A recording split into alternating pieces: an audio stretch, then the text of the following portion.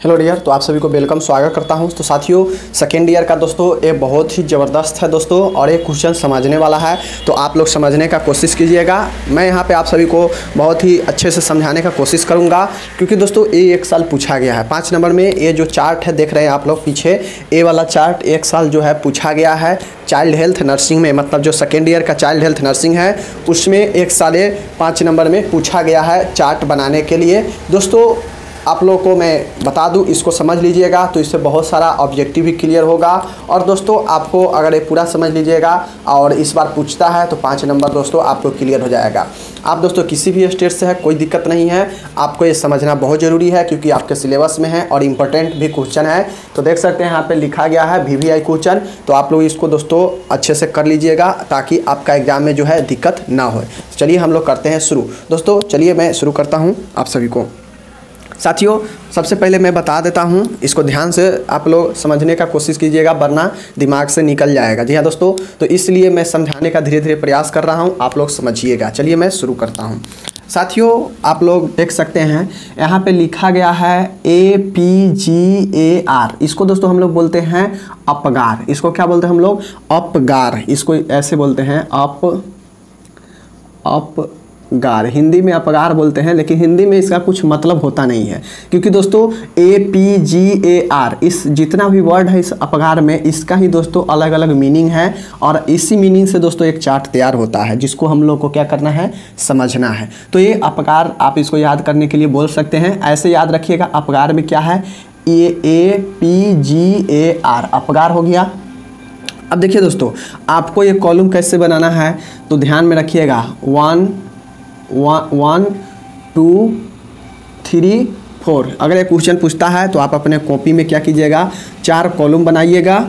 उसके बाद दोस्तों 4 कॉलम बनाने के बाद क्या कीजिएगा, आप 1 2 3 4 5 4 कॉलम बनाने के बाद क्या कीजिएगा, ऐसे वाला 5 लाइन खींचिएगा, मतलब 1 2 3 4 5, ऐसे वाला 5 और ऐसे वाला 4।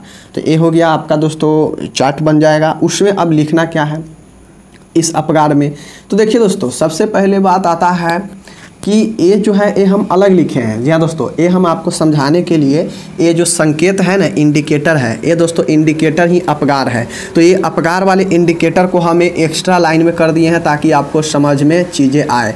ये एक्स्ट्रा लाइन में लिख भी सकते हैं, नहीं भी लिख सकते हैं, क्योंकि दोस्तों इसी एक्स्ट्रा लाइन को यहाँ पे लिखा गया है। जैसे A हो गया, उसके बाद P हो गया, उसके बाद दोस्तों इसके ऊपर G हो गया, इसके ऊपर हो जाएगा फिर से A हो जाएगा और यहाँ पे फिर से R हो जाएगा। तो यहीं पे दोस्तों क्या किया है, लिख दिया है आपको, इसी के ऊपर में लिखा है आपका सिलेबस में। तो दोस्तों मैं इसको अलग कर दिया हूँ ताकि आपको समझ में चीज़ें आए। आपको इसी में लिख देना है AP और उसके नीचे ये सब लिखना है।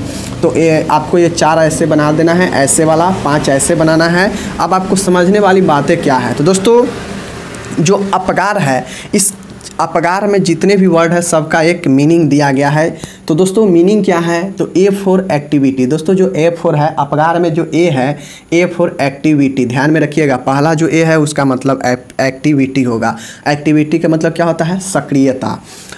P है अपगार में P फॉर पल्स। दोस्तों P फॉर क्या होगा, पल्स होगा, जिसको हम लोग नाड़ी दर बोलते हैं, पल्स रेट। G है दोस्तों, G फॉर होता है ग्रीमेस। दोस्तों ध्यान में रखिएगा, अपगार में जो तीसरा लेटर G है, G का मतलब होता है ग्रीमेस। G का मतलब क्या होता है, ग्रीमेस होता है, इसको ध्यान में रखिएगा, ग्रीमेस, GRIMACE, ग्रीमेस।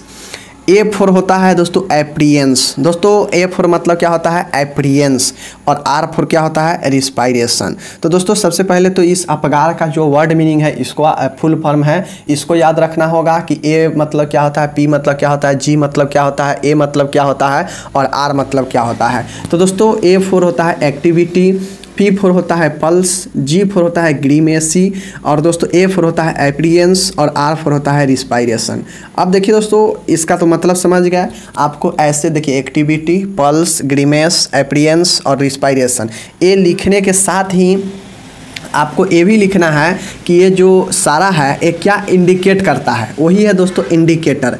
इंडिकेटर का मतलब संकेत करना। तो एक्टिविटी क्या संकेत करता है, पल्स क्या संकेत करता है, ग्रीमेस क्या संकेत करता है, एप्रियंस क्या संकेत करता है, और उसके बाद रिस्पायरेशन है तो ये तो रिस्पायरेशन को ही संकेत करेगा। तो दोस्तों जो एक्टिविटी है वो मसल्स टोन को दोस्तों क्या करता है, इंडिकेट करता है। मतलब सक्रियता दोस्तों, किसी भी बच्चे में सक्रियता का दोस्तों जो पहचान होगा वो मसल्स टोन होगा। जी हाँ दोस्तों, किसी भी बच्चे में जो सक्रियता है, उसका कितना हाथ पैर ये सब काम कर रहा है, सक्रिय है, तो उस सक्रियता का दोस्तों जो पहचान होगा, इंडिकेटर होगा, संकेत होगा, वो होगा मसल्स टोन। और इसी को हम लोग हिंदी में क्या बोलते हैं, पेशीय तान बोलते हैं। तो इस चीज़ को ध्यान में रखिएगा। P फॉर पल्स है। पल्स का मतलब क्या होता है, नाड़ी दर। तो बच्चे में नाड़ी दर क्या होगा दोस्तों, तो नाड़ी दर का दोस्तों इंडिकेटर क्या होता है, नाड़ी ही होगा, पल्स ही होगा। ग्रीमेस है दोस्तों। ग्रीमेस किसका इंडिकेट करता है, तो दोस्तों रिफ्लेक्स इरिटेबिलिटी, मतलब बच्चे में कितना उत्तेजनशीलता है, मतलब बच्चा जो उत्तेजनशीलता होता है ना दोस्तों, वो कितना बच्चे में है, तो इसको जो रिप्रेजेंट करता है वो ग्रीमेस करता है। तो ध्यान में रखिएगा, रिफ्लेक्स इरिटेबिलिटी होता है, जिसको हिंदी में हम लोग उत्तेजनशीलता बोलते हैं। ये जी का मतलब हो गया। अब ए का मतलब आते हैं अपगार में दोस्तों। ए का मतलब होता है एप्रियंस। अब दोस्तों एप्रियंस जो होता है ये त्वचा रंग को संदर्भित करता है, मतलब संकेत करता है। तो इस चीज़ को आपको ध्यान में रखना होगा। R4 है दोस्तों रिस्पायरेशन। अब रिस्पायरेशन किसको इंडिकेट करेगा, तो श्वसन को ही इंडिकेट करेगा। तो यही होता है। तो आपको दोस्तों क्या रखना है याद, अपगार याद रखना है। अपगार में दोस्तों क्या चीज़ याद रखना है, तो अपगार में आपको ये याद रखना है कि जो अपगार है उसमें जो APGAR, जो ये अपगार 5 लेटर से बना है। A for activity. एक्टिविटी किसको, सक्रियता को दर्शाएगा। सक्रियता किससे जाना जाएगा, तो मसल्स टोन से, मतलब पेशीय तान से जाना जाएगा कि बच्चे में कितना सक्रियता है, नहीं है। उसके बाद अपगार ए हो गया। P आएगा। P फॉर पल्स, जो नाड़ी दर है, बच्चे में नाड़ी दर से भी जाना जाएगा कि कितना बच्चे में चीज़ें नाड़ी दर है, कैसे चल रहा है। तो ए हो गया, इंडिकेट करेगा पल्स को, पल्स ही। उसके बाद आता है अपगार, मतलब जी फॉर ग्रीमेस। जी फॉर ग्रीमेस, और ग्रीमेस किसको दोस्तों इंडिकेट करेगा, तो रिफ्लेक्स इरिटेबिलिटी। रिफ्लेक्स इरिटेबिलिटी मतलब इसका मतलब होता है कि उत्तेजनशीलता, मतलब जी जो है वो अपगार में जो जी है वो बच्चे में उत्तेजनशीलता को दर्शाता है, संकेत करता है। तो ये चीज़ें हो गया। ए फॉर दोस्तों है, यहाँ पे देखिए ए फॉर लिखा होगा। ए फॉर क्या लिखा है, एप्रियंस। और जो एप्रियंस है वो बच्चे में त्वचा को क्या करता है दोस्तों, त्वचा रंग, मतलब जो स्किन का रंग होगा बच्चे में, वो दोस्तों एप्रियंस। अपगार में जो ए है जी के बाद, वो एप्रियंस को दर्शाएगा, और वो दर्शाएगा दोस्तों किसको, त्वचा के रंग को। तो ये चीज़ हो गया। अब जो आर आता है दोस्तों, ये आर आता है आपका, वो रिस्पायरेशन को दर्शाता है, मतलब बच्चे में जो श्वसन दर है वो कैसा होता है, ये आर से ही दोस्तों संकेत करता है। तो ये अपगार का मतलब समझ गया कि किस में क्या है। तो आपको जी याद रखना है, ग्रीमेस, और एक याद रखना है दोस्तों ये वाला, मतलब ए दोनों ये वाला। पहला ये वाला मतलब एक्टिविटी जो कि मसल्स टोन को संकेत करता है, और ए जो जी के बाद ए है एप्रियंस, मतलब स्किन कलर का, मतलब त्वचा रंग को दर्शाता है। तो ये चीज़ को आप लोग को ध्यान में रखना है। तो ए वाला हो गया, ए वाला लाइन से हो गया। अब दोस्तों आपको ये आसान है समझना, ये अगर समझ लेते हैं तो ये बिल्कुल आसान है इसको चीज़ों को समझना। मेन था दोस्तों आपका यही। अब देखिए दोस्तों, इसके बाद आपको नॉर्मली करना क्या है मैं बता देता हूँ।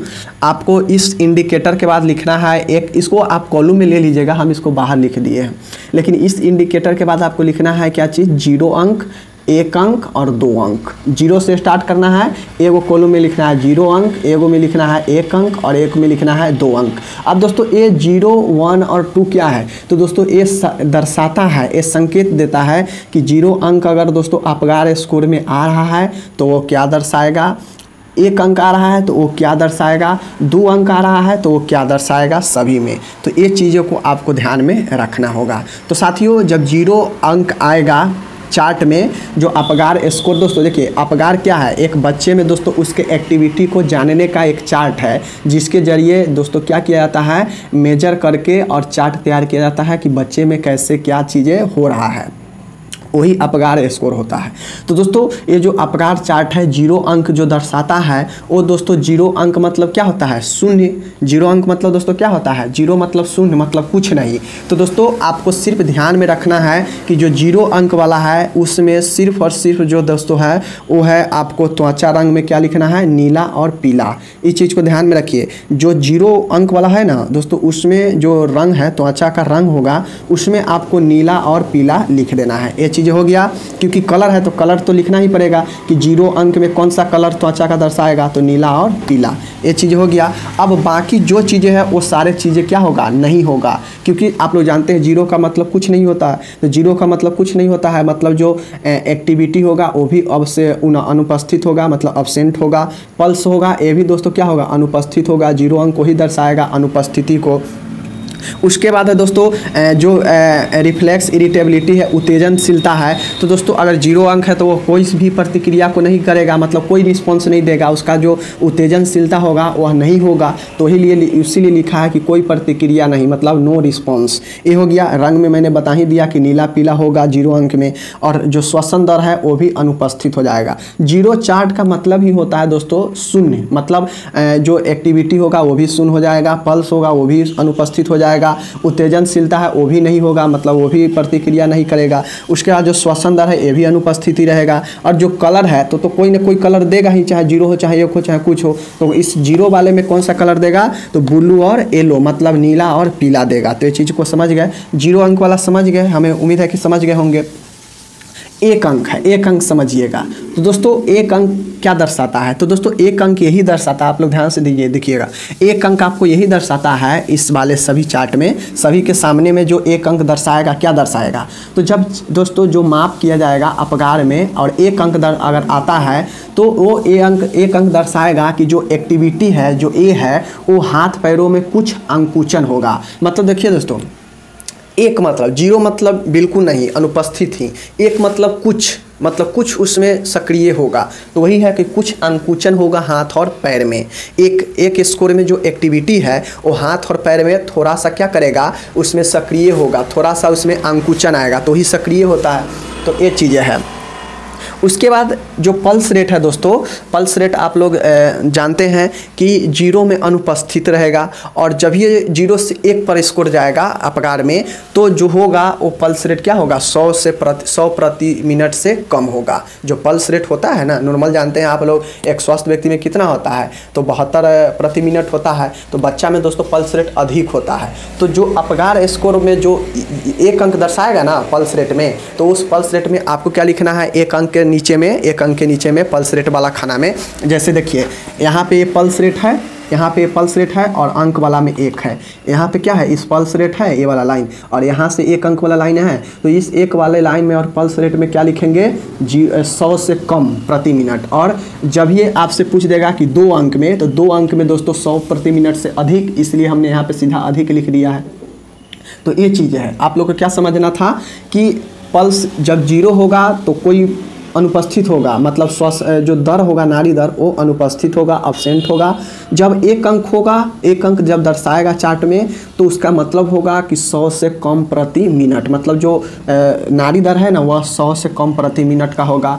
अगर 2 अंक चार्ट में दर्शा रहा है तो दोस्तों ये क्या करेगा, ये अत्यधिक बताएगा कि जो नाड़ी दर है वो 100 से अधिक प्रति मिनट है। तो ये चीज़ें हो गया।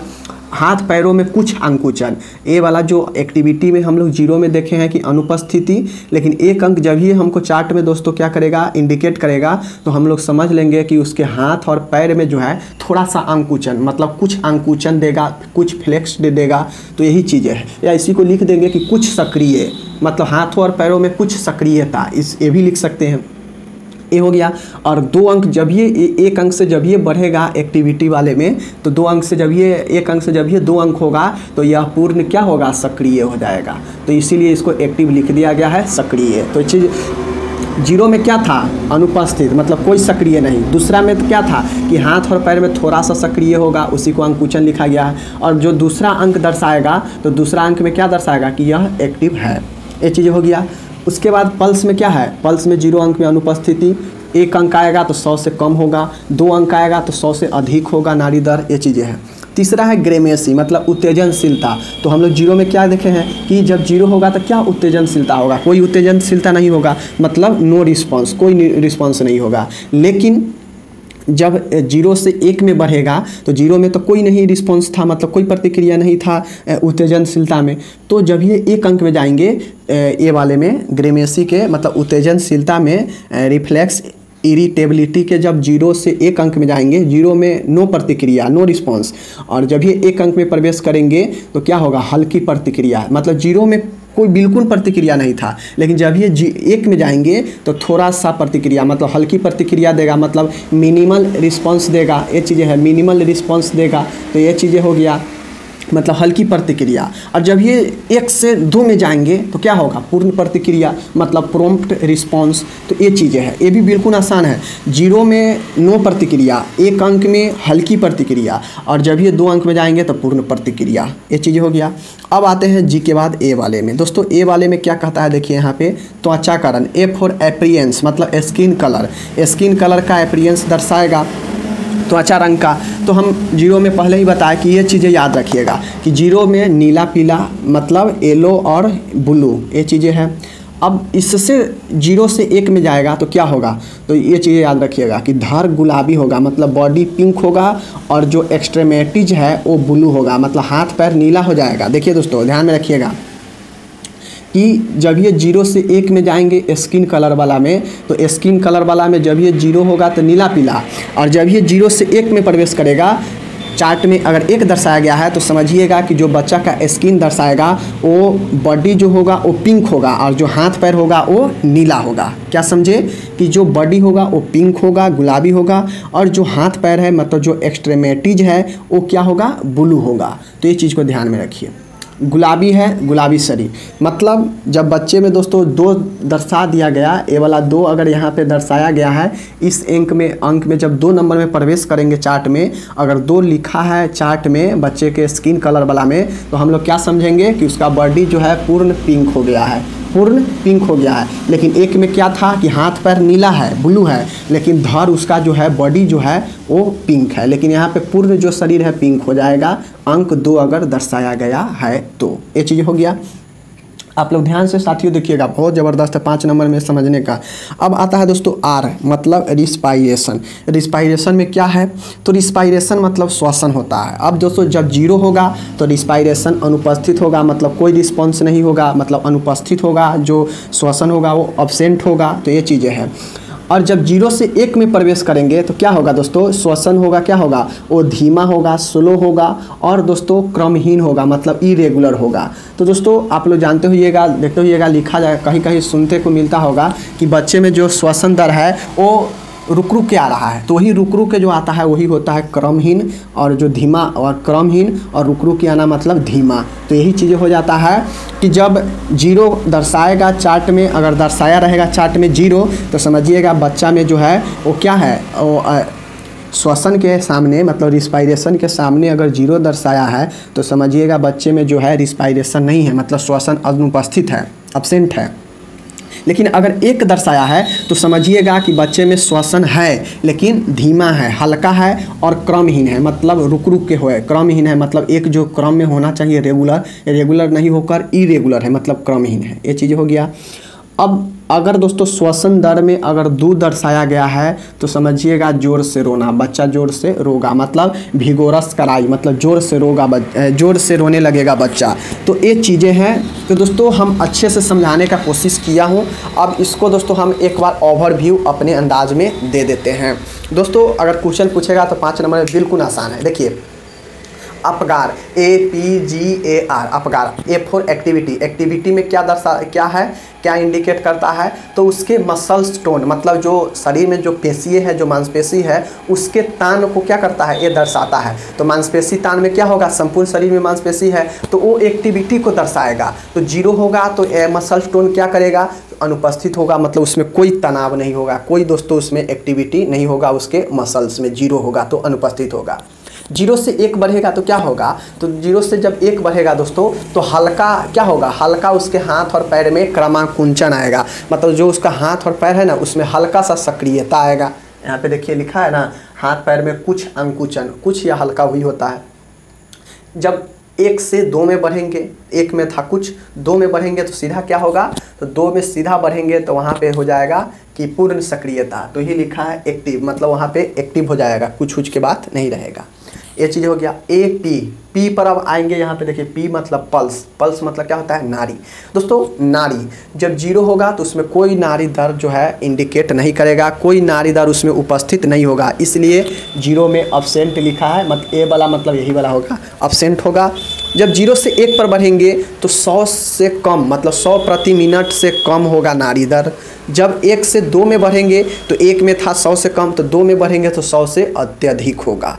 मतलब ये दोस्तों देखिए कि अपगार अगर चार्ट कहीं पे बना है बच्चे के लिए, तो उस अगर दोस्तों अगर पल्स के सामने अगर 2 अंक लिखा है तो समझ जाइएगा कि उसका पल्स रेट क्या है, 100 प्रति मिनट से अत्यधिक है। ये चीज़ें समझने का होता है। जैसे मैं समझाता हूँ, अगर आपको दे देगा कि जी है, अपगार लिखा हुआ है, और उस जी के सामने अगर मान गए 1 अंक लिखा हुआ है, जी के सामने अगर 1 अंक लिखा हुआ है तो आप क्या समझेंगे, जी अंक के 1 अंक में क्या है, मिनिमल रिस्पांस, मतलब हल्की प्रतिक्रिया। जी 0 अंक में क्या है, कोई प्रतिक्रिया नहीं। देखिए दोस्तों सीधा समझिए, अपगार एक चार्ट है जो बच्चे को दोस्तों शारीरिक गति, श्वसन दर, स्किन का रंग, ये सबको क्या करता है, निर्धारित करता है, इंडिकेट करता है कि कौन से अंक किस चीज़ को कितना लेवल तक बताता है। तो वही अंक है। अंक क्या लिया गया अपगार स्कोर में, 0, 1, 2, 3 अंक लिया गया 0 से 2 तक।